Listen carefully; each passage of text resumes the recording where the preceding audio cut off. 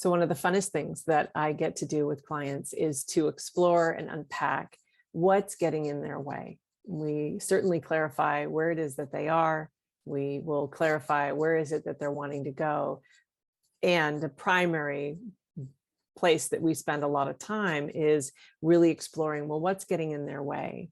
And in a way, I've used this analogy in other videos, imagine, if you will, where you are is kind of this current territory. We could call it Island A. And where you may want to be going is this territory that you've not actually lived into yet.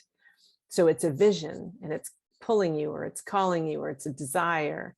Once we get those two things really clear, we'll start to look at, well, so what are the waters in between?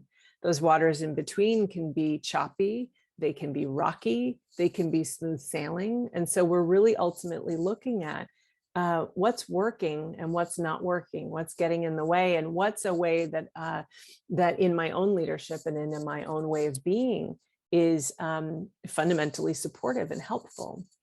So I had a client come to me recently who is very clear where she's wanting to come from as a leader is someone who's feeling balanced and well and clear. She has a lot of people depending on her, hundreds at this point. And she came into session saying, I am feeling so burnt out, I'm so exhausted, and I feel really disengaged. This isn't uncommon right now. A lot of people are feeling burnt out.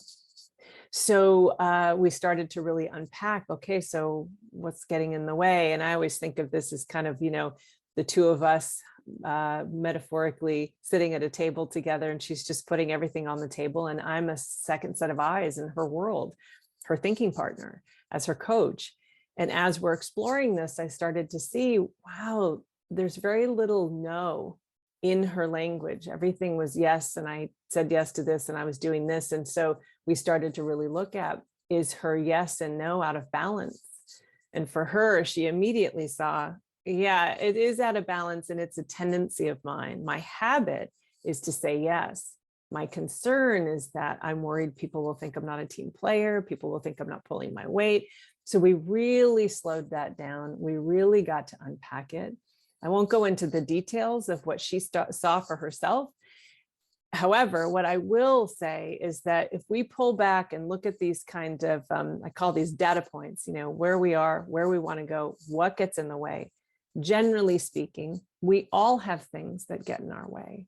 It's really the function of coaching. The coaching used like as a tool in this way can be a way for us to really start to get a clear sense and a clear set of eyes on what's getting in our own way. It can be anything from procrastination, doubt, lack of confidence, saying yes too much, saying no too much, etc.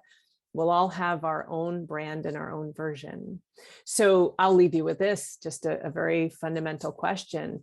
If a year from now, the goals and the hopes and dreams that you're having for you and your leadership, or you and your team, if those things don't get realized, you knowing you best, what would have gotten in your way?